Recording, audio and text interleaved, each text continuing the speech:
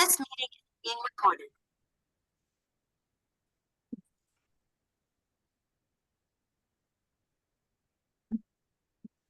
All right, cool. So, good to see everybody on. And monitor the waiting room here, people as they kind of roll through. Keep this going here. All right, so hopefully everybody can see my screen. Just shoot me a message in the Zoom invite if you can't, or somebody take their cell phone audio real quick. Let me know that they can.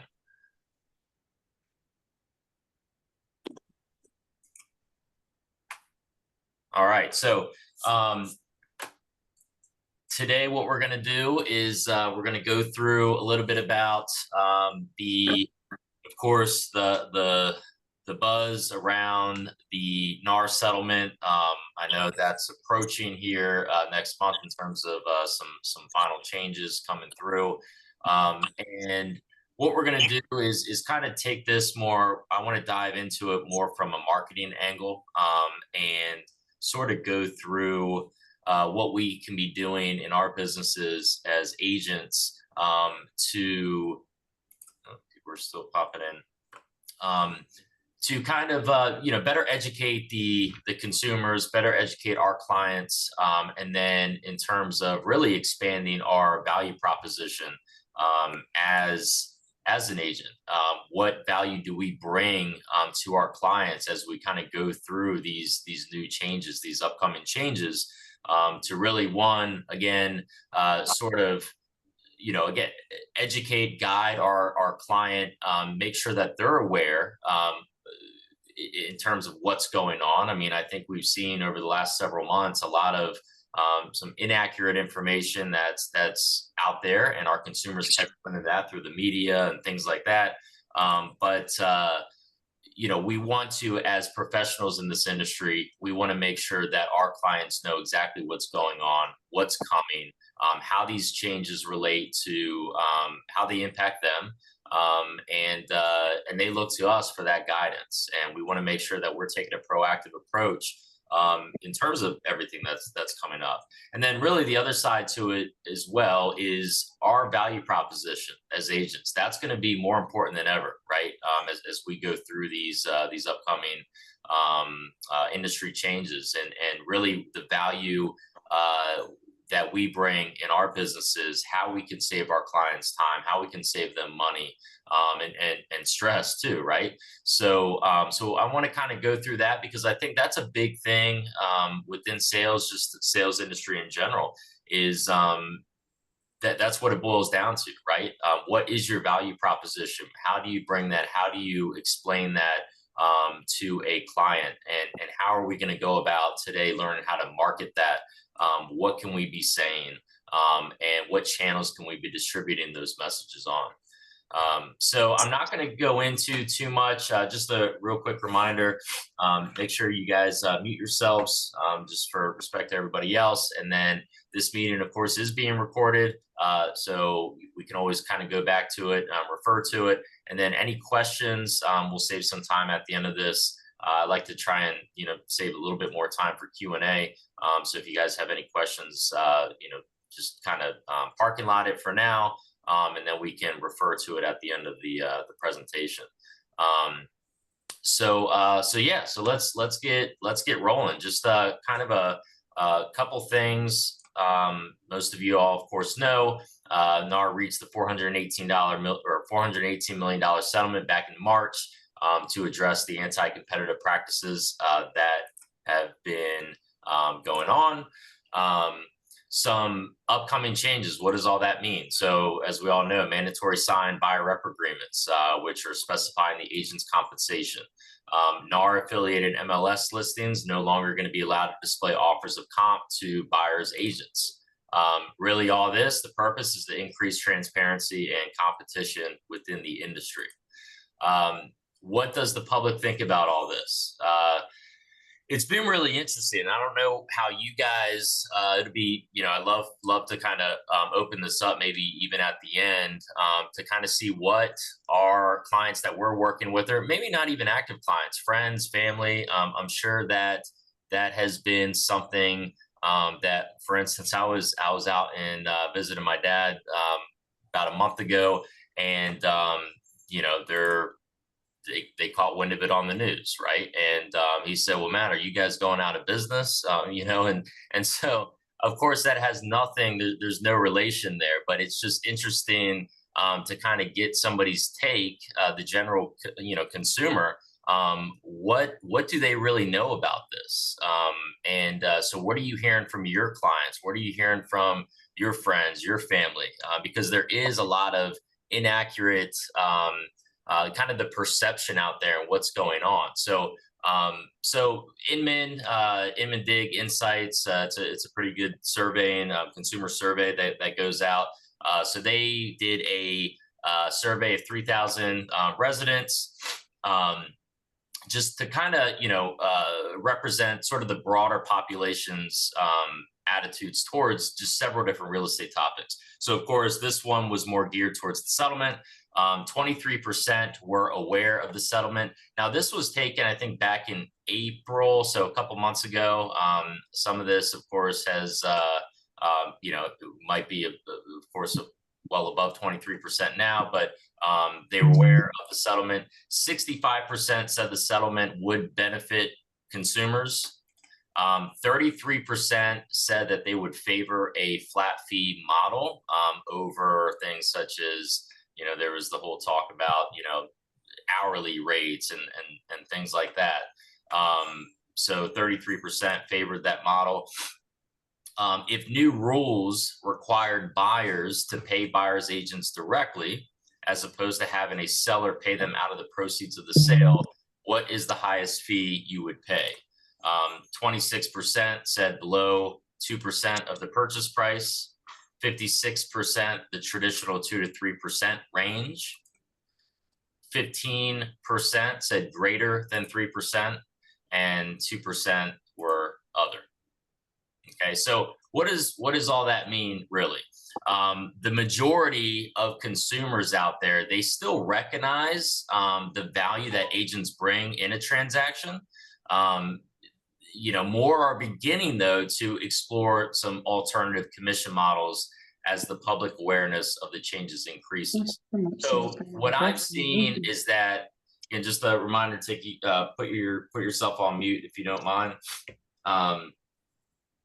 So again, I think what we're seeing is that the majority of consumers are still recognizing the value of more of a traditional approach when it comes to the commission model. But as we're now beginning to see, as the news gets out, as the public awareness begins to increase, more are starting to look at some of these alternative commission models, and how they go about, or how that kind of plays into the financial picture. So with that being said, it is imperative, right, as an agent, to educate both buyers and sellers on exactly what is happening with the industry changes. This is, I think, the biggest thing, right? I don't, just from a lot of agents out there, across the country, I think education is a big piece in terms of what lacks. This is really what separates the great agents. It's being that. It's being an educator. It's informing their clients, their potential clients, of really exactly what is going on. And so this is really important as we kind of go into these different industry changes and what's about to happen. That education it's paramount. So we have to look at that in terms of as we move forward and how we're interacting with our client. So what we don't want to be doing, right, is to ignore everything that's happening. We might take the approach, okay, well, it'll be business as usual. Not gonna be the ideal take on as we continue to move forward. So to ignore and not be proactive, it's going to undermine our credibility, and really maybe even potentially put a healthy relationship with a client at risk. So this awareness is going to continue to increase. It's a better approach for us to be proactive, get ahead of the game, and educate them as we continue to move forward. So not to ignore it, not to kind of brush it off. Our clients are going to be asking us these things, right? I see lately I've been following the news and I hear about this settlement in the real estate industry. What does that exactly mean? I think it's better, again, to be proactive, to inform them on what's going on prior, if they haven't already. And again, we'll go here in a couple slides in the messaging, where to be displaying this messaging here in just a second. So two major areas of focus. This is kind of what this entire presentation is sort of wrapped around. Number one, again, education. Education on how the settlement and new changes will impact buyers and sellers. Okay, so we're looking to bring about more transparency, prioritizing consumer education around the topic, and then properly guiding them through these changes, through the new landscape. Again, what does it mean for them? How does all this, what's being affected? How is it going to impact them when they look to sell a property or buy a property, right? And then number two is an expanded, unique value proposition, right? So expand is the key word there. We might already, as agents, have kind of our own value proposition written down, or we know how to kind of go through that, or our little elevator pitch, or whatever that looks like. But we need to expand beyond that, right? We need to take a look at our value proposition, how we're helping clients save time, money, things like that, and kind of going beyond what we're used to explaining to them out there. Why choose you as their agent? So again, we need to kind of look at what we have now, how we've been interacting with clients, offering our value, what that looks like, but now we need to expand and include some additional things. So justifying your commission by going beyond just the facilitation of a sale. Okay, how are you helping them save that time, money, and stress? Okay, so we're going to look beyond the facilitation, beyond you just working and representing them in the sale of a property, and kind of blend some things in there. So marketing strategies. Number one, consumer education. All right. Confused clients are unlikely to become confident buyers and sellers, right? We need confident buyers and sellers. Okay. And the only way, as all this goes about, they need to be educated. They need to know what is going on, what this means for them. All right. So one of the things that I've been seeing already, agents, maybe even here in the local marketplace, I'm connected with a lot of agents even across the country, and I see them, doing different things. And as these changes are coming about, and this is working very well. Workshops and seminars, live events, or virtual. So that can either be holding something, an educational event at maybe one of the offices. If it's better, more efficient, do a Zoom, host a Zoom, right? And these will be kind of more Q&A style. You want to do less of the talking. I think, putting together a deck on this information, but then really being there as an educator, as an informant to, as people come, they have that ability to kind of clear up any confusion that they have. So this is something that you could promote to your circle via, maybe a newsletter, even direct mail. I've seen some direct mail postcards go out. Are you aware of, the settlement, the NAR settlement, blah, blah, blah. And then having a QR code, maybe even on there, that sends them directly to a sign up link, again, whether it's in person or hosted virtually. Facebook event, right? Facebook event, you can promote it on there, and then LinkedIn. Okay. And something else to consider when you guys are starting these workshops or these seminars, collaborating with some others on your A team, right? Attorneys, mortgage lenders, people like that. Those would always be good to bring along as well. Email newsletters. Okay. So One of the things with everything that's going on, there's a lot of information, right? Now we have to look at, we're in this business. We're in this business every single day, and so we have to kind of step back sometimes and maybe look at it from the general consumer's perspective. They don't really know. I mean, they know sort of the high level stuff. But we need to break it down like we're speaking to a 15-year-old child, right? 10-year-old. I mean, we need to break this out into different segments. If you're going to email information out, don't send all this stuff out at once. It's just going to overwhelm them, cause more confusion. So if you're going to do things like email newsletters out of your CRM or whatever platform that you use to email stuff out, again, kind of put it on a periodic drip, maybe a weekly thing. And again, just segment out the information. Social media, of course, posting updates around the changes, what's going on. Some of the stuff has been very fluid, of course, so it's good to continue to keep your circle in mind and what's going on, what changes are taking place. Some quick tips. What do some of the updates mean for them? 20, 30 seconds, right? That you can send out there. Short videos, preferably live, right? That you could post on Facebook, Instagram, LinkedIn. And then using hashtags, the commission settlement, NAR settlement, because people are searching this way. And this is a great way for your information, your content to pull up if they are on Facebook or a social media channel. I always recommend, if you guys are going to do some quick little short videos, little segments, hey, I'm sure you guys are aware of, you've heard in the news, what's going on in the industry. Well, how does this impact you, right? And kind of going into that, do a live video. It carries a lot more weight when it comes to things like your visibility and your content being seen out there. If somebody is searching, online and maybe this information is coming up, the chances of your video, if it's a live video displaying on Facebook, compared to you doing a recorded video, sitting down and then uploading it to YouTube, it's going to be a lot greater. You're going to get more hits if you do a live video. And that's just because of the preference that the search engines or social media, such as Facebook, they give more preference to live video content. So you might have already seen that before, maybe on Facebook. You'll get indicated when somebody goes live.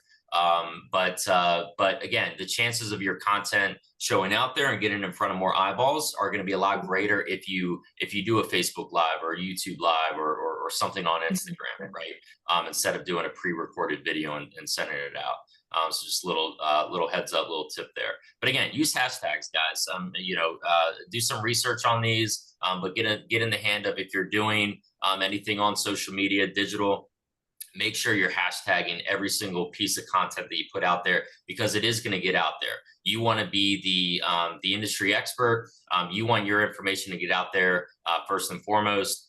People want to look at you as that specialist, as that industry expert, and they start seeing your content. The more eyeballs, the more viral it's going to grow, and then hopefully, of course, leads to potentially more business for you, right?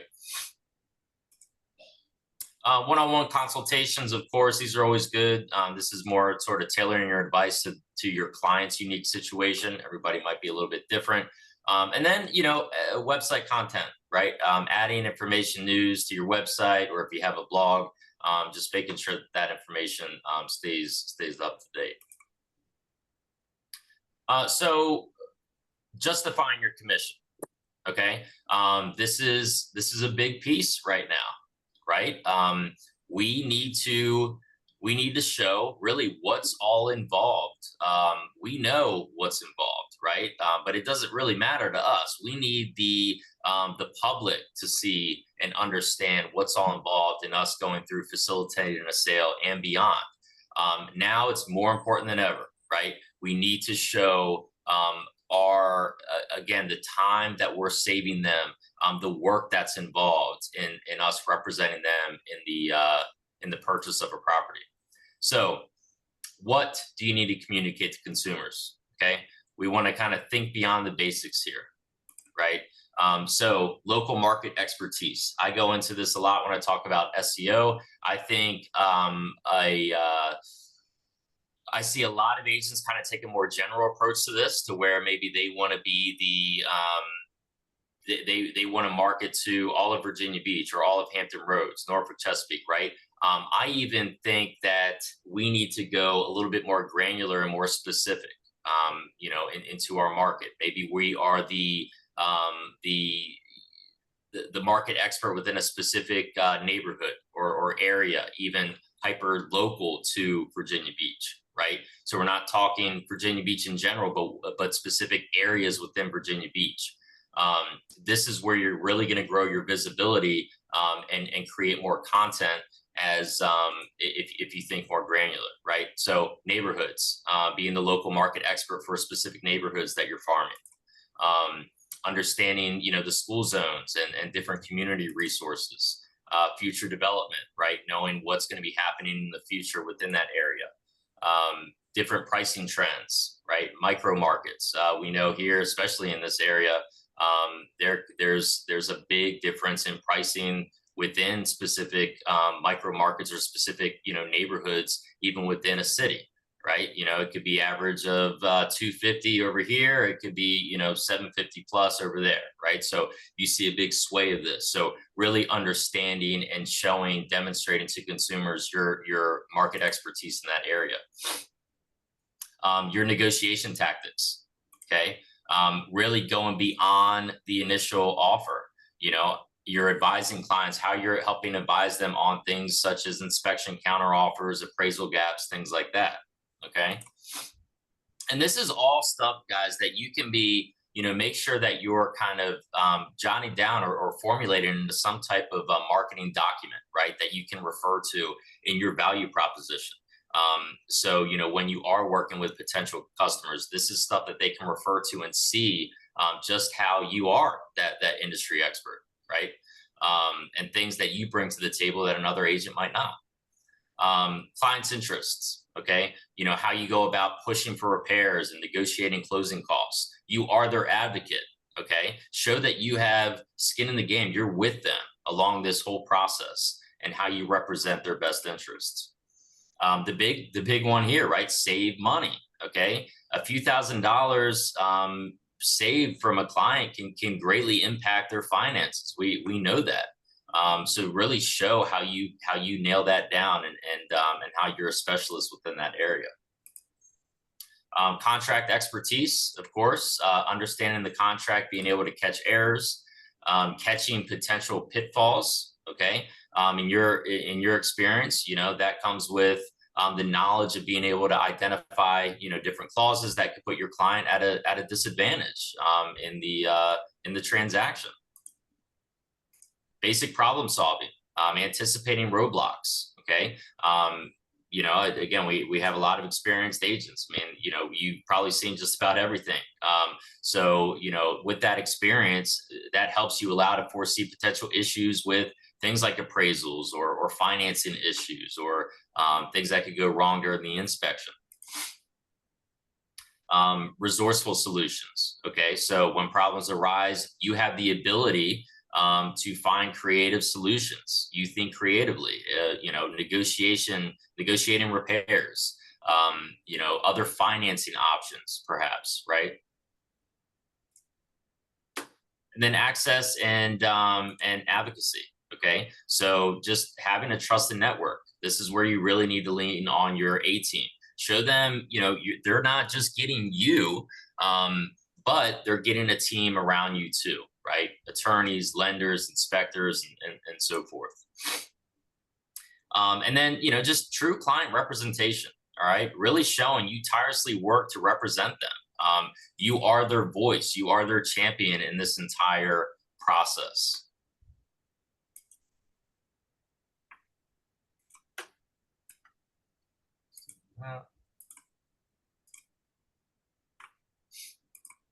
All right.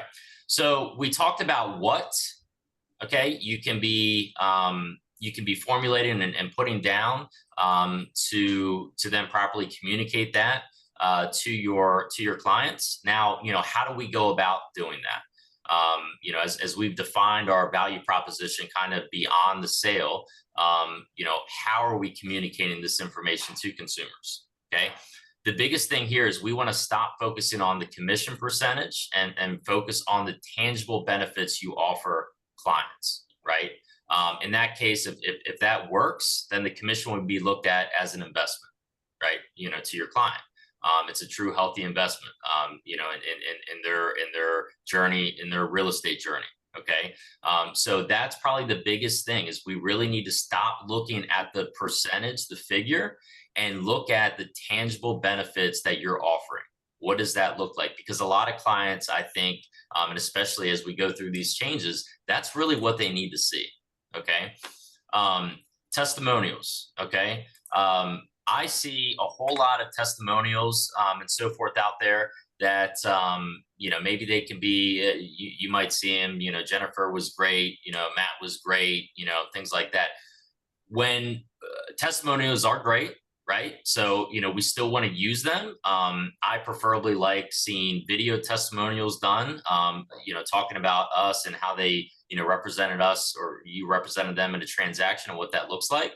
But, we can't always get our clients in front of the camera. So if you have to use a text-based testimonial, that's fine. But if you are, don't try not to use vague testimonials, right?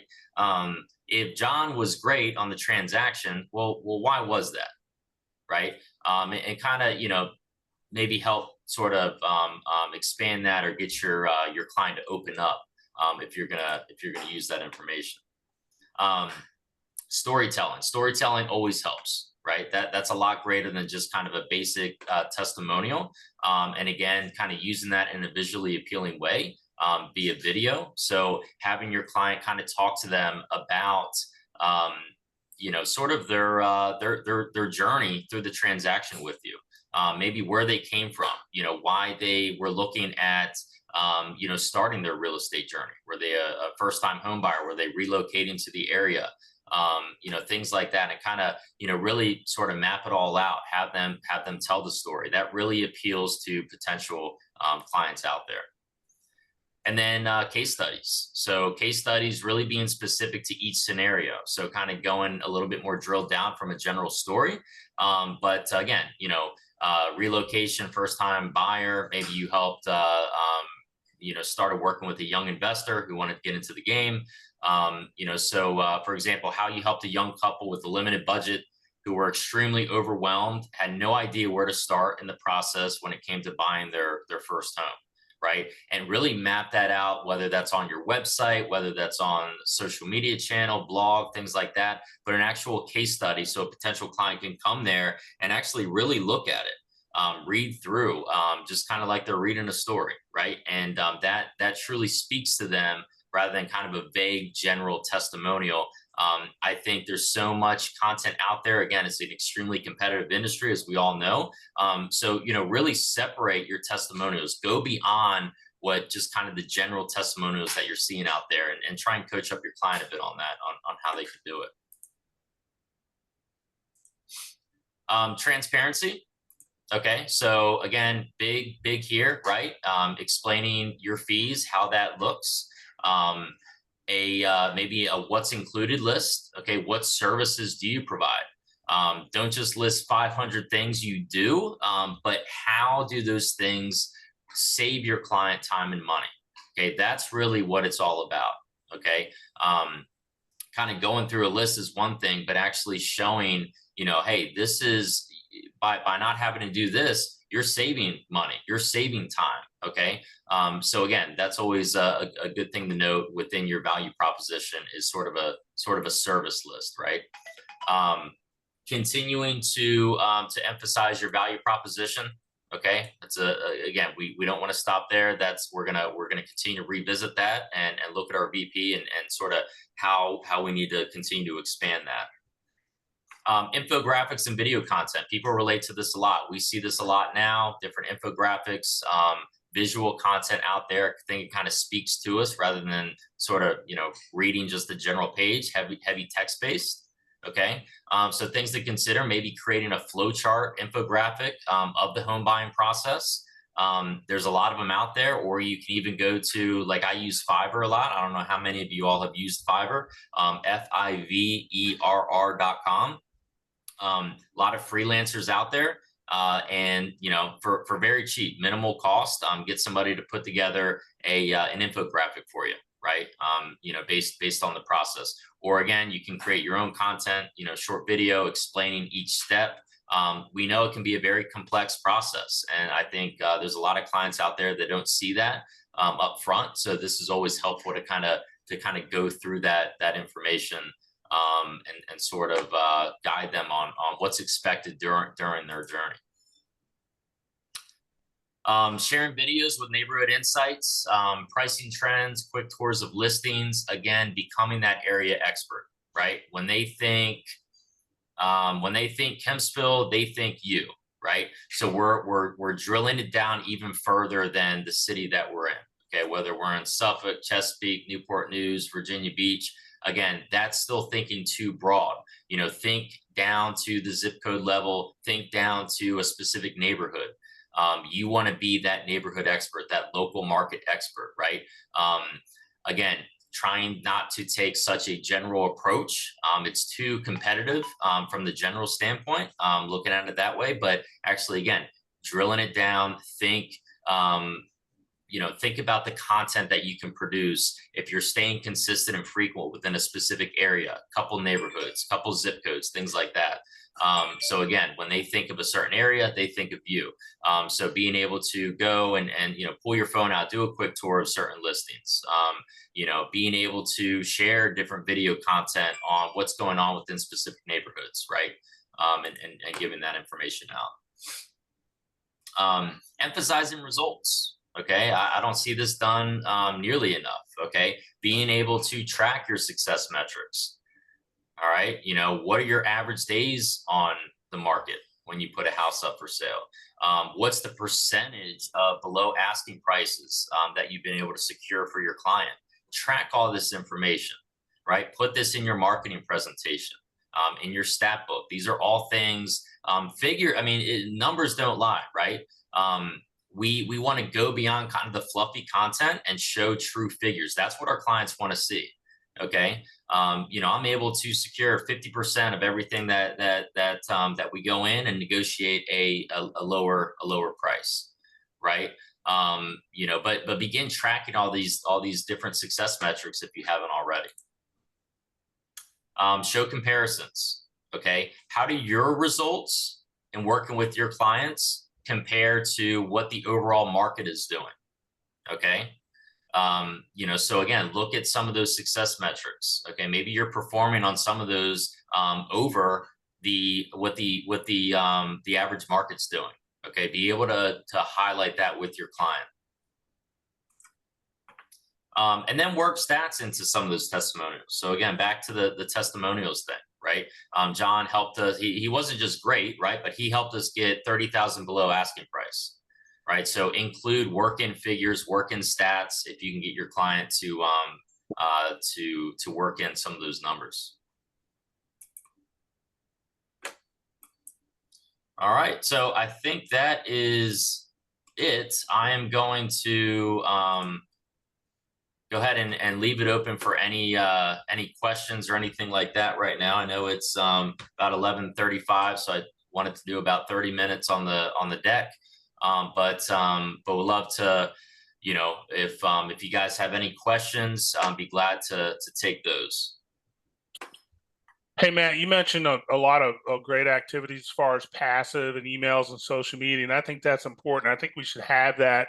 And I just wanted to make a suggestion that I think that we should have a buyer consult, just like we do our listing presentations, and present a buyer's plan of action, right in line with what you said about having like a flow chart, or I have a stick person drawing, I call it, where I show them what all the steps are along the way, so they don't feel like they're flying blind. And I think that shows a lot of value. And you mentioned some other things that will definitely bring value, as far as just knowing the process and knowing how to deal with the home inspection process, going a little bit into a deeper dive.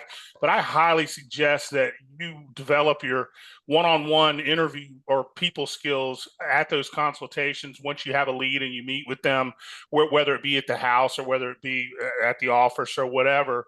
And the other thing that we kind of didn't get into is objection handlers. Like let's say we're presenting a buyer broker and we're going over that part of the process. I think we need to be armed with some objection handlers when people do say, well, you know, you mean to tell me that we're not going to go look at this house because, you know, I'm not going to pay a commission. I think there needs to be some dialogue. We all need to work on that dialogue because it's going to come up. So those are just some observations that I had. Yeah, definitely, Tom. All great points. I mean, yeah, absolutely. The objection handling, and I think that's something we can work in. We would like to, you know, and we could just dedicate a training or sort of a roundtable around that, because that is very important. You are going to start seeing those a lot, and how can you overcome that? So yeah, no, all great points. The what did you mention, Tom? That like you had a figure drawing or something that you use? Well, what I have is just a pretty much a basic, instead of a flow chart, it's just kind of a series of different shaped boxes that kind of take you through what the process is. You know, the pre-qualification, and then, you know, searching for homes, and then you know, making sure you have your EMD, and kind of that way when you have that in front of you and you're in your buyer presentation. And listen, we're all going to have to learn how to do buyer presentations if we haven't already, and I'm sure many of us have been doing that, but we need to kind of be a little bit more you know, armed for those interactions, because like you said, there's going to be more questions, and you know, and then you're going to have to be able to answer, well, what's all this about this NAR, and what's going on, and you know, I primarily try to list, but those are conversations that we're already starting to have on the listing side as well, and how to you know, handle those and do it and look like the pro. Yeah, no, great. Can I jump in? Yeah, Matt, go ahead. real quick. Tom, thank you. Those are good points. I did this years ago, and I update it now and then. It probably needs another updating now, but I developed a checklist for my buyers. So when I have a first time meeting with a potential buyer client, you know, I show them that basically what to expect throughout the process. And I guess, you know, to kind of piggyback on some things that Matt mentioned is, you know, it really does show, that checklist shows a lot of the things that, you know, the value that I'm offering the clients, because there are a lot of items on that checklist.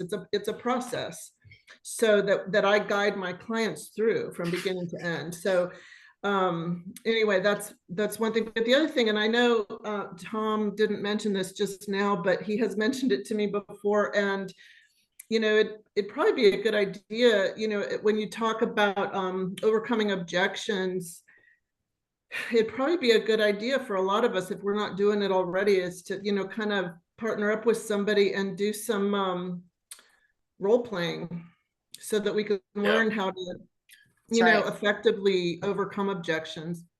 Anyway, I'll mute myself now. And yeah, I'm glad that was brought up, because I'm going to jot that down. I'm going to see what we can put together and do sort of like an objection handling session, because that's a great point.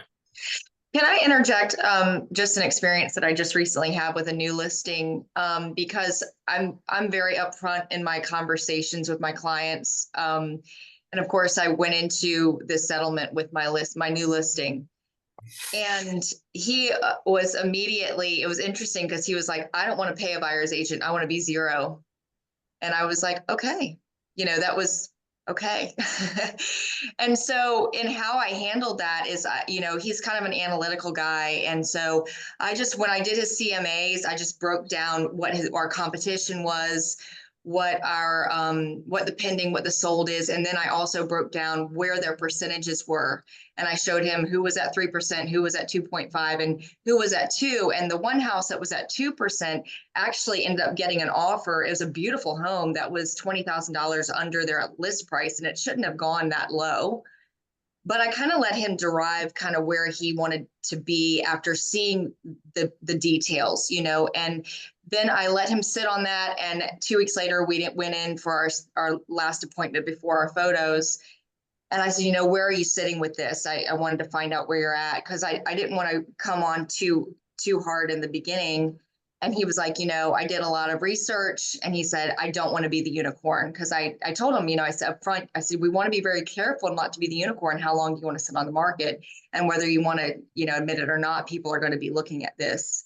And so he ended up, he's going to go with the 3%. But I'm just curious, because this is new for me navigating. I didn't know if anybody else has had this experience yet, or they're dealing with this, but I'm trying to navigate this as well and trying to have these conversations. And I didn't know if anybody else has been having that experience as well.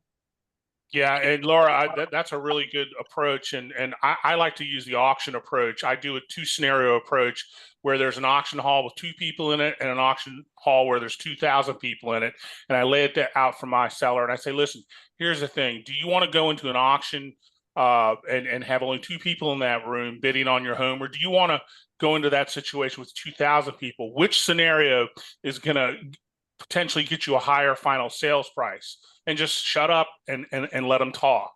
And common sense. It's common sense. The more people that you have raising their hand, the better odds you are of getting it sold quickly and for the most money in the least amount of time with the least amount of hassle. Right.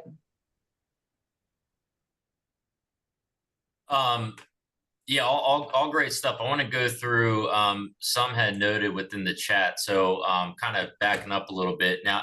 And Julie, I don't know if I don't see Barry on here. If you want to take some of these. So just in terms of clarity on the rule changes, when and what exactly is going on, do you want to go through that, Julie? Yeah, I mean, I can go through a little bit of it. I mean, there are some things that we don't even have answers for yet. I mean, the main thing that we all probably know is that there's not going to be the selling agent commission listed on the MLS. So one of the things that we've been asking Rain, and we don't have, and they've said they don't know yet, they don't have the answers yet. So, I mean, they have a little bit of time because this is really supposed to be effective August 17th, these changes. But one of the questions, I mean, a couple of the questions we've had is, in agent remarks, can there be some even, comment like seller willing to negotiate, based on the offer, for buyer agent commission? I mean, can there be anything like that? We've reached out to Rain and they have not been able to give us a definitive answer on that yet. So, we really are still in a kind of a fluid situation as far as how to handle things. But, I mean, that's basically it as far as I know. Yeah, word on the street is the DOJ is going to put the kibosh on that, but we'll see. Yeah, I imagine that they're gonna not like anything at all mentioned, but we wanted to ask the question because if we they want us to be transparent, but then we can't mention anything about it. But I guess we have to just wait for that final answer. Can I speak on that? Because I sat through our CVR MLS town hall. And that was a question that came up a lot. So you can't mention it in agent remarks. You cannot say, you can't put it as an attachment. You can't say anything. You have to use the new form. We have a new form that's a compensation agreement between the brokerages. You can put it on your own social media. You could put the compensation on your own social media. You could put it on your own website. However, if you see that someone has shared that the compensation and like on social media, you can't share it because then you're technically like adding yourself in as a party about the compensation, but you can't put it in the agent remarks. Yeah, I'm not surprised. I kind of figured that would be the case, but we hadn't gotten answers from Rain about it yet, but thank you for that. Hey, Julie and Matt, can I say something? Can you hear me? Yeah, go ahead, Brett. Okay, so I actually sat through the Kaufman and Knoll's Zoom call, and what the young woman just said right now is totally correct. However, you can put your commission on the Swell website. So every house can be advertised on the SWO website and the commission can be put on there. Also, prior to writing an offer, so if you have a buyer broker assigned, you're supposed to have a buyer broker assigned with your client, go see the house. And then if you decide to write an offer on the house, or your client does, you have to write a letter to the listing agent. The listing agent, and that's asking basically what the commission is going to be.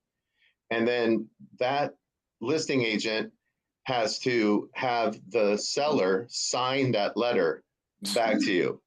Okay, so then there's nothing on What a the nightmare. yeah. So then what happens is then you communicate with your title company and let them know what you've agreed on via the letter that the seller has signed. And then I had a question, is that are we going to have a new swell buyer broker? Yeah, we'll have to I don't know, Julie, have you and Barry discussed what's Yeah, we're gonna be, I believe we're in the process of working on another updated one. So yeah, it'll be coming out soon. Okay, so I guess my just from just doing this for a long time and understanding that we've always kind of had to, you know, negotiate our commission.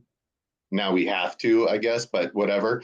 I think that having a uniform letter for the company would be good because we never know like what the letter that each individual agent may send to the listing agent, because other than this letter that we're supposed to send to the seller prior to writing the offer, we have no idea what the commission is unless they put it on their company website. And that is legal according to Kaufman and Knowles, which is representing our real estate information reign over here in southeastern Virginia Beach or Virginia.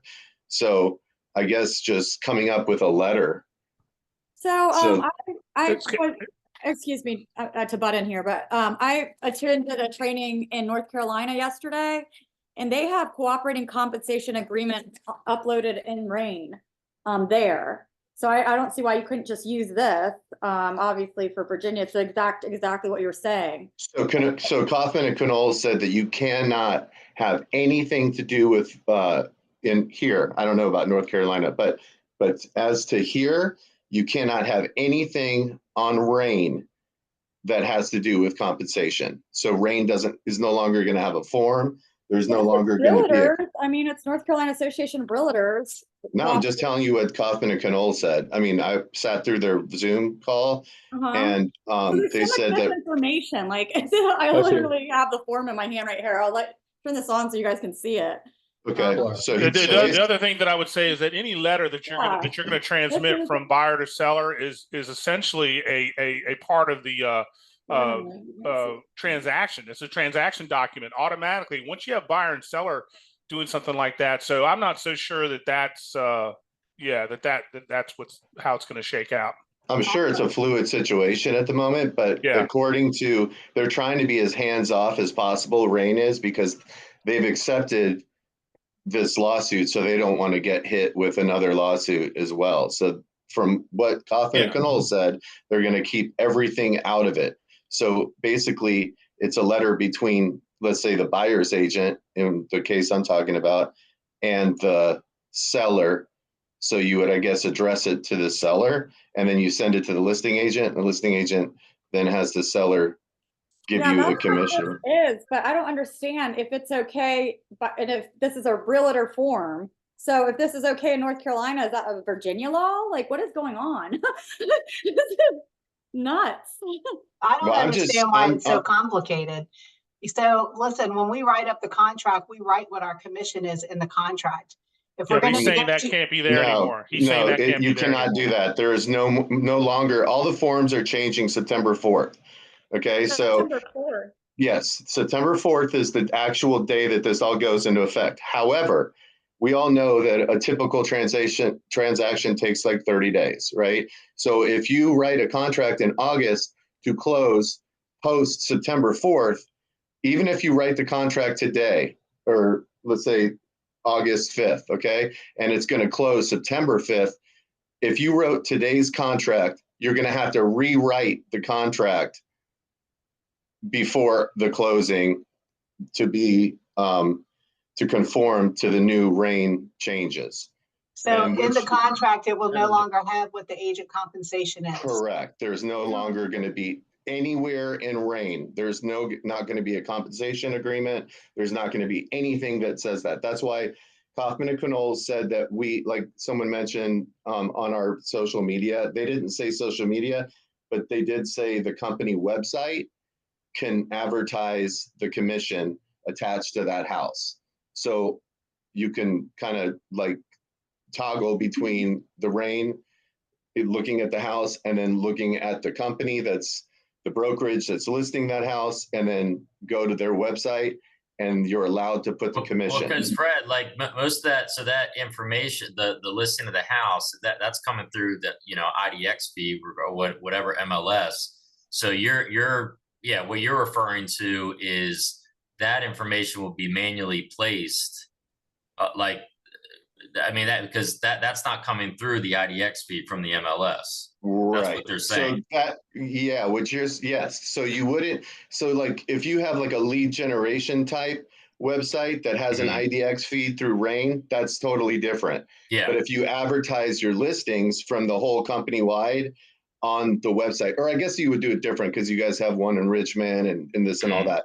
But here in Virginia Beach area, so Chesapeake, 7 cities, whatever you want to call it, if you advertise our listings on the Swell, I don't know if you guys have Swell Realty Company and Swell Real Estate at the same, whatever, but if you do all the listings manually and then put the commission on your website, that is good. Yeah. See, now I heard the opposite. I heard the DOJ is going to put the kibosh on that as far as putting it on alternative sites. So I'm not talking about nationwide or national. I'm talking about just. No, I'm talking about local. I'm talking about the firm's website is not going to be allowed to place an offer of compensation to buyer's agents. That's what I've now. Look, you said the Department of Justice. Yeah, the DOJ is involved with this. Right, but Kaufman and Knowles is dealing with our specific RAIN, and that's what they said. I'm sure this is a fluid situation. I'm just trying to figure out, because look, if we do a lot of buyer sides on my team, okay, so I'm gonna have to institute this like moving literally within the next 7 to 10 days. Because if the closing date is beyond September 4th, I believe they said, then we have to rewrite the contract. Okay. Amendment is what they gave us in North Carolina. Agency agreement amendment. I don't know about the they didn't say anything about anything else except for us here in Virginia Beach, Chesapeake, 7 cities. So I don't know anything about the North Carolina one, but I sat through a 3-hour Kaufman and Knowles with the attorneys there who are representing RAIN. And that's what they said. They said that we need to send a letter, like I said, and then that we could, but things are probably going to change. But so to find out how we get paid, we send a letter to the seller's agent, the seller's agent, and then they have to have the seller actually sign it. And then we send that letter to our closing company. And that's how they can still put it on the Alta. That worked really well in a hot market with. Hey, Bruce. Hey, that'll work really well in a hot market with people jumping on a listing first day. I don't see that happening. The letter bit. That's the only way we're going to find out. Because that has to be signed by the seller, so that we can submit that to the closing company, so they know how much to pay us. Otherwise, there's not going to be any mention on any RAIN document, is what they said, starting September 4th. Welcome to tyranny. I got a question. Fred, just saying. Wouldn't that just be easier just to do an addendum to the listing? They said that we can't do anything on a RAIN document. RAIN doesn't want their fingerprint on anything that has to do with commission, appearing to look like they're having anything to do with mandating commission. That's the whole idea. Absolutely. They're trying to extract themselves out of that 100%. So you can't do it in agent remarks, public remarks, addendums, a compensation agreement. All that is going to be changed. The contract's going to be changed. And so the only way that we're going to figure as a buyer's side, because we, like I said, we do a lot of buyer sides. I do listings too, but buyer sides is where, you know, we thrive. And so there's nowhere to show how much we get paid to the closing company unless we have a document signed by the seller. And that's prior to the offer. So you send the letter. If an agent says, yeah, she's going to pay, say 2.5%, or he or them 2.5% or 3%, then we have to send them the letter and they have to sign it, because the agent can't just say that on behalf of their client, the listing agent. And then we take that letter. So that's why I was thinking that there should be some kind of formatted letter. I mean, I'm obviously going to have to write one, but I just probably going to bounce it off my attorney. Use this letter and just cut off the rain part, right? I mean, it's exactly what you're talking about. It's cooperating compensation agreement. And it's exactly what you said, all the rules you just said, disclosure of compensation. The buyer signs it, the seller signs it, you put the property, you put the fee, payment of this fee, will, you know, the terms and expiration. Well, see, the buyer part would be covered in the buyer broker. So this letter is between the agent and the seller via the listing agent, because we can't contact the seller per se, you know what I'm saying? So we have to go through the listing agent. So what's to stop us from just calling the listing agents and say, hey, will your seller pay a buyer's agent commission? Yeah, I think that's how it's probably supposed to go. I mean, common sense, shortest path, you know, the least path. Yeah. But you have to have the signed document. Yeah, it's got to be in writing. Seller. It's got to be in writing at some point. It's my understanding that you're supposed to be asking the buyers, like you have, you know, in the signed buyer agreement, that they need to be on the hook in case the seller's not going to pay. That's absolutely. Yeah, absolutely. And you have to have now, I mean, you've always kind of had to have the buyer broker, but there's a buyer broker has to be signed prior to showing the house. Like it's a federal law now, or starting September 4th. So like if you say like between 2% and 3%, and then yeah, it's got to be specific. It can't be like vague. So it's got to have either a dollar amount or a percentage, and it has to be like actual. But you don't know what you don't know what property you're going to be showing them. Well, showing is different. That's between you and the buyer. Okay, so we're talking about buy sides. Yeah. So the buyer and you have to do your own buyer broker with through Swell, obviously, but that's going to have to say everything about compensation. And then you're showing the houses.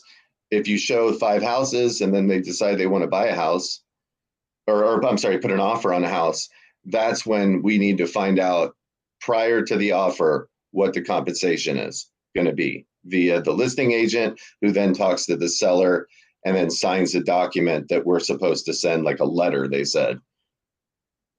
Yeah. So I guess it could be like what you're saying, but it's not really compensation. It'd be like, what is the compensation that the seller is willing to pay? Yeah, it's great. But look, at the end of the day, we've always had to negotiate. That's kind of our job. And I really think that we're in a niche area.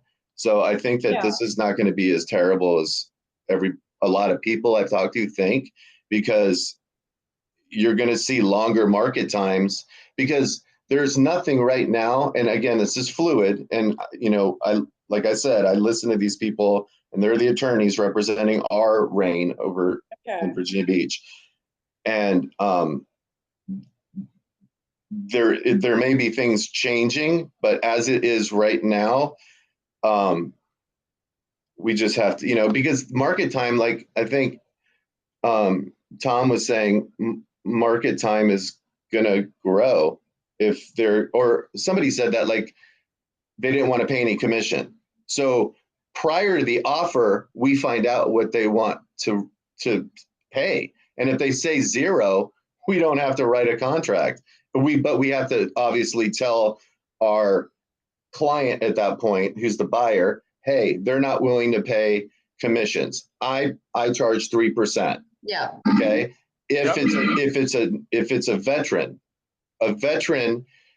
if they can pay it, and the seller does not want to pay it, then the veteran would have to pay it. However, the lender can write a letter saying that the veteran cannot pay it because they don't have enough funds.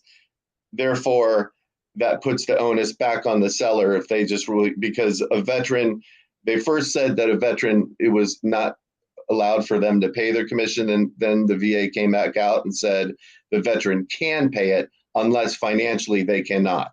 So if you have a VA buyer, you can tell the listing agent, look, I have a VA buyer, they can't afford it. Here's the pre-qual letter, and it says in the pre-qual letter and the verbiage from the lender that they can't afford 3%. So basically it's going to turn into, right now I know a lot of people buyers are still paying their own closing costs. I feel like in the future, it's going to become, what are you going to pay? The commission or the 3% closing costs? So that's what's going to happen.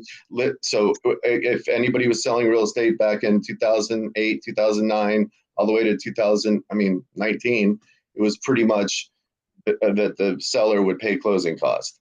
So, and then, after 2019, buyers started paying their own closing costs. So now it's like one or the other. And I don't know if you all remember debt reduction, but we used to get debt reduction a lot on VA loans.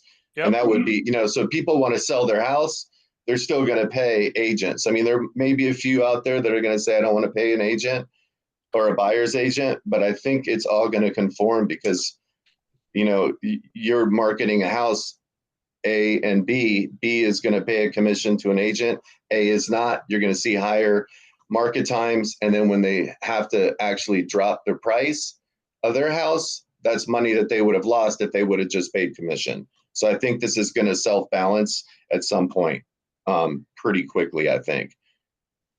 Yeah, I would agree with that. Fred, I do have a question though, since you have the benefit of having listened or been in on that Zoom call with the RAIN attorneys. I guess if they, like in my mind, I'm thinking the letter goes before the offer. I mean, it seems to me you're going to have a better chance of getting something negotiated if you send a letter maybe along with an offer, but they're saying that can't be done that way. No, I guess you could do it like that too, but they specifically said because that way so you can prepare your client.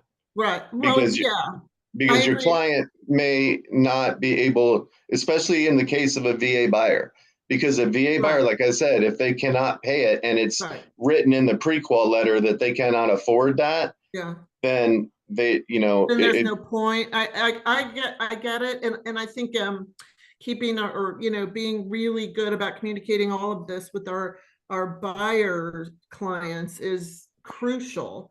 But as far as negotiating, it seems to me it would be smart to with your buyer being very well aware that that's your negotiating effort. Let's send this letter along with the offer. If it gets accepted, great. If not, then here's our plan B.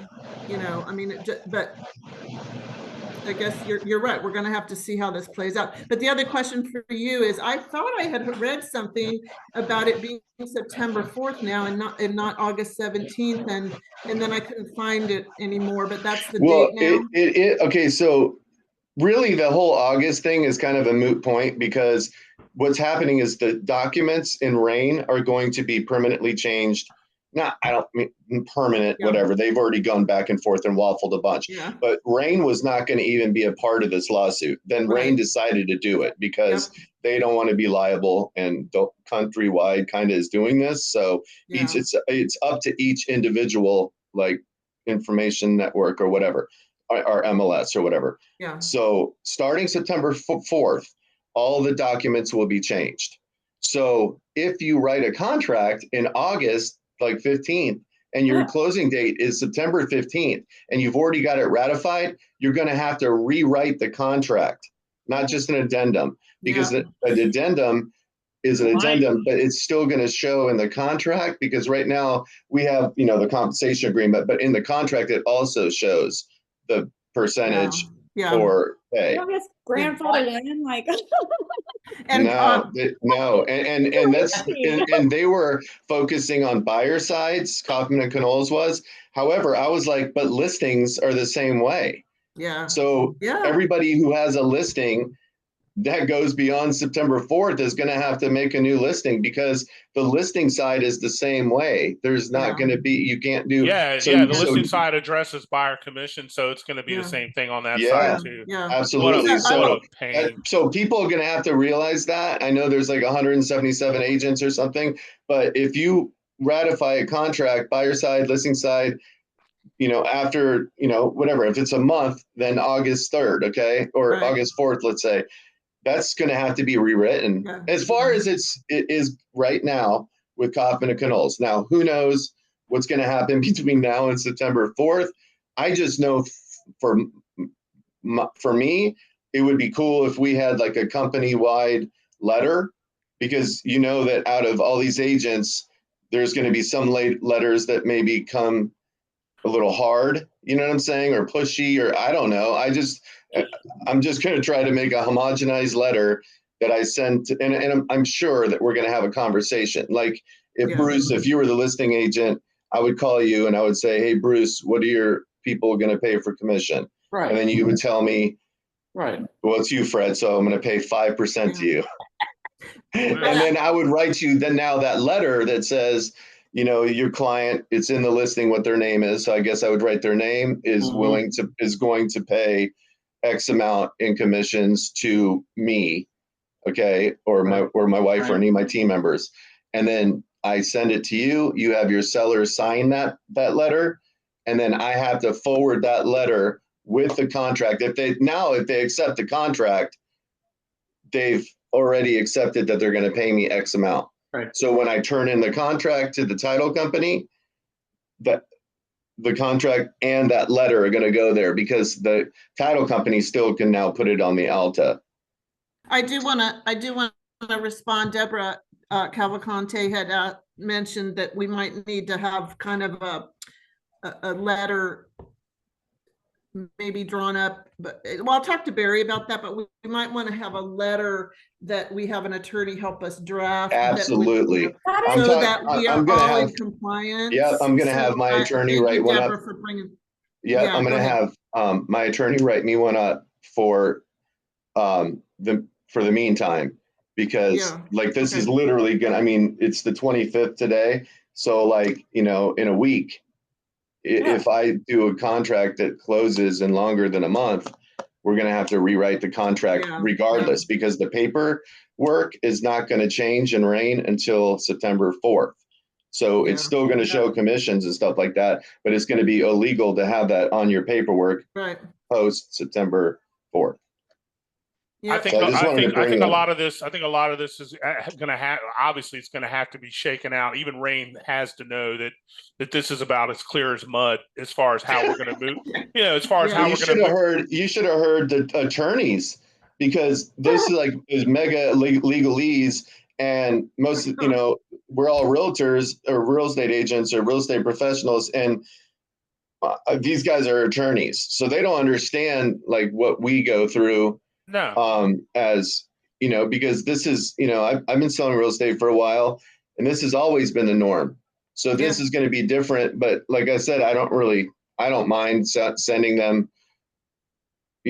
Matt was talking about listing agents earlier, and how, I guess what you should say to your client.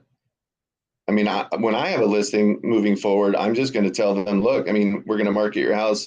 Do you want to, pay your, the buyer's agent's commission of 3% and 6% total, or whatever? Because I'm just going to keep going as we've been going. Because at the end of the day, if I have to write a letter and send it to the listing agent, okay, and they tell me, and this is prior to the offer, and they tell me they're not going to pay a commission, I'm going to talk to my client and say, look, man, I charge 3%. This person is unwilling to pay me anything. So I, as your real estate professional, I can't do this one. Yeah. So that you're going to have to either end your buyer broker with me and find an agent that will do work for nothing, which I'm pretty sure I agree, or everyone's going to agree that we're not going to do that. Put in work. I mean, Yeah, you know? no, I think it's harder to be a buyer's agent because you have to deal with this whole thing is ridiculous because we're not just like, realtors or real estate agents or real estate professionals. We're like counselors. We're like info. You know what I'm saying? We have to be a part of everything. Yeah. And walk them off the ledge sometimes. And then we have to do home inspections, negotiate the home inspection, all that stuff, So I get that, like, I'm not going to, if I have to send an offer, but prior to the offer, I'm sending a letter and an agent tells me they're not going to pay me a commission, I'm going to be straight up with my client, and tell them, I'm going to have to end this buyer broker with you. And then you're going to have to find an agent that's going to do work for you for nothing. That makes you look like a Or he's going to the listing agent, correct? But haven't we been doing that already? But the listing agent cannot by law help them. They're a customer. They can't be a client. So what happens is this is why this happened in the beginning, because when real estate started here, this is how it went. And everybody dealt with the listing agent. So all the buyers started getting screwed. There you go. And so what happens is buyer agents became a thing because by law, as a listing agent, you can't recommend a inspector. Right. You can't negotiate for them. You can't negotiate a PICRA for them. You can't, basically nothing. So if you want to buy a house with zero representation, it's going to be completely it's like we just put the cart back in front of the horse. Because this all happened before. This is how we got to buyer's agents. If Rain thought for 1 second that this was going to eliminate lawsuits, no. This is going to do just the opposite. No. This is opening up. I have a feeling you're right. Because there were 38 plaintiffs in this lawsuit, cumulatively or whatever it's called, they made $30 million. So approximately $1 million each. Yeah. But the attorneys made 427 or some crazy amount. I can't even remember how much money this whole lawsuit was. The irony of the whole thing is what's so frustrating about it. It's like they're doing exactly what they're accusing us of doing. Yeah. But so can I jump in here just for a second? So I'm sorry to interrupt, but so you're my broker. I know, right? I know. I'm still have manners and I'm polite. I haven't learned any yet. Yeah, Matt just left. So well, no, he did. He called me and he said he has to jump off because he had another meeting. I know. I'm joking. So, but here's what I'm going to say. Today's Zoom that Matt did was really about as agents to show our value proposition in a more effective way. Obviously which is really, really important, more than ever now. But here's the thing, all this stuff we're talking about now there's so much up in the air still, and we are going to need to get everything nailed down so we know what to do. So I'm going to suggest that to Barry that we have another really specific, whether it's probably Zoom meeting, so that we can get all these questions answered, because I know a lot of you were sending questions in the text and I couldn't possibly address all of them, but obviously we're all going to need to know how to address these things, how to deal with it, and we just don't know everything yet because and Julie, if fluid. NAR sent out a like at the beginning of our Zoom call, it says this thing is being recorded. Yeah. NAR sent out the Zoom call. Okay. So you could probably in your email pull up NAR and you can see it. Now it's all written out and it's all legalese, but at the very bottom, you can hit play and listen to the attorneys. Yeah. Okay. And just the attorneys, not the whole everybody else's questions and stuff. Okay. But they lay it out. Okay. So how it's supposed to be, because look, you're absolutely right. This is going to change because Yeah. it's already changed like 5 times, right? Oh, more than So, that. yeah, so this is going to change. However, I don't, like, it's going to be like this for a minute, Yeah. and starting September 4th, well, really, that makes no sense. It's a moot point because, like our closings take 30 days approximately. Let's just use that as a number. So this really starts August 4th. Yeah. Yeah. Because if it goes to August 5th and your closing is September 5th, you have to rewrite the entire contract as it stands right now. Yeah. Yeah, unless they at the 11th hour do a not. grandfather situation or whatever. Because I think that Tom made that point that there's probably going to be some lawsuits coming from the other side as well.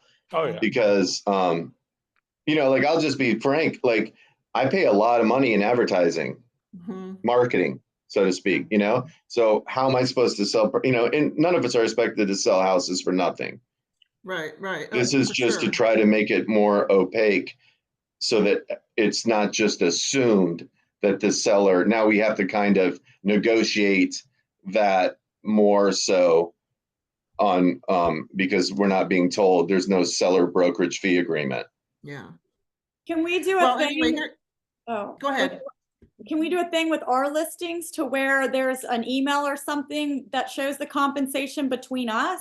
Like, it's not advertised anywhere. It's just, in-house, an email of everyone's listing and how much they're compensating. An email, like specifically with like if you're the listing agent? Weekly, here's the weekly listing, company listings, here's so at least we know, like in-house. From what I understand, from what they said, is that we can, and Matt brought up a good point, if it's an IDX feed coming from the MLS, that they cannot do it like that. But on a website, that's why I said just call. Just if you're the buyer's agent, you're just calling the listing agent and say, hey, our broker's protected here. No, okay. Well, I need to have a conversation with my buyer then. Or hey, yeah, he's going to pay 2%, 3%, whatever. Yeah. Just call them and find out. And then, absolutely. And then if you have to do that stupid letter, then you do the stupid letter. And well, you have to do the letter right now to be able to get paid, because you have to submit that to the title company with your contract. Yeah. So you talk to, like, I would call you, Tom, be like, what's your listing going to pay? And you say 2.5%. And I go, okay, cool. I'll send you over a letter. I'm going to write you an offer. So, but see, now we still are going to negotiate the offer.